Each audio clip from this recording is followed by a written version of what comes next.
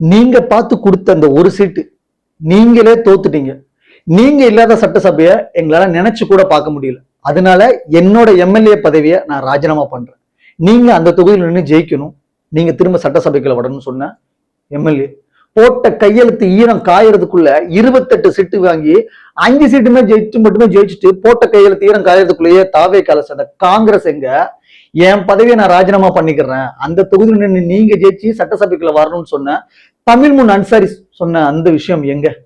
என்ன சொன்னார் தமிழ்முன் அன்சாரி?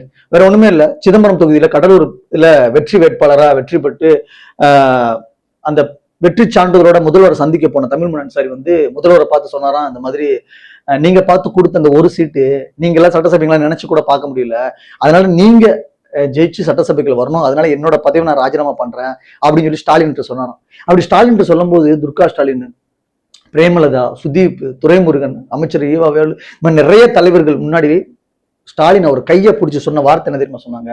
நான் எவ்வளவோ சட்டசபையில எவ்வளவோ காலங்கள்ல எவ்வளவோ பிரச்சனைகள் நான் பார்த்துட்டேன், உங்களை மாதிரி ஆட்கள் உள்ள போகணும், உங்களை மாதிரி ஆட்கள் பேசணும், உங்களோட மாதிரி ஆட்கள் குரல் ஒலிக்கணும் அப்படிங்கிறதுக்காக தான் நாங்க பார்த்து தொகுதி ஒதுக்கி கொடுத்தோம். நீங்க ராஜினாமாங்கிற இன்னொரு வார்த்தை நீங்க பேசக்கூடாது, நீங்க ஜெயிக்கணும், நீங்க போகணும், நீங்க பேசணும், என்னோட குரலா நீங்க அங்க ஒழிக்கணும்னு சொன்ன ஸ்டாலின் எங்க 28 சீட்டு வாங்கி 5 சீட்டு மட்டுமே ஜெயிச்சுட்டு, அதுவும் திமுகவோட தொண்டர்களோட சப்போர்ட்டோட ஜெயிச்சுட்டு, திமுகவோட ஆதரவோட ஜெயிச்சுட்டு, போட்ட கையெழுத்தோட ஈரம் காயறதுக்குள்ள தாவேகாவுக்கு ஆதரவு கொடுத்த காங்கிரஸ் எங்க? சார், காட்சிகள் மாறலாம், எல்லாமே மாறிக்கிட்டே இருக்கும். ஆனா நீங்க பண்ற விஷயங்கள் இணையத்துல ஒவ்வொரு நாளும் டேட்டாவா பதிவாகிட்டு இருக்கு. நீங்க 2026 என்ன பண்ணீங்க அப்படிங்கிறத 2042 சர்ச் பண்ணி பார்த்து உங்களோட முகத்திரையை கிளிக்கிற நாட்கள் ரொம்ப தூரம் கிடையாது. சரிங்களா? அதனால நான் தொடர்ந்து இது மாதிரி நான் காங்கிரஸோட பதிவுகளை நான் அடுத்தடுத்த வீடியோல நான் பதிவு பண்றேன். உண்மையில தமிழ்முன் அன்சாரி அவர் சொன்ன அந்த வார்த்தை கேட்கும்போது எனக்கு உண்மையில மேல் புல்லரிச்சு.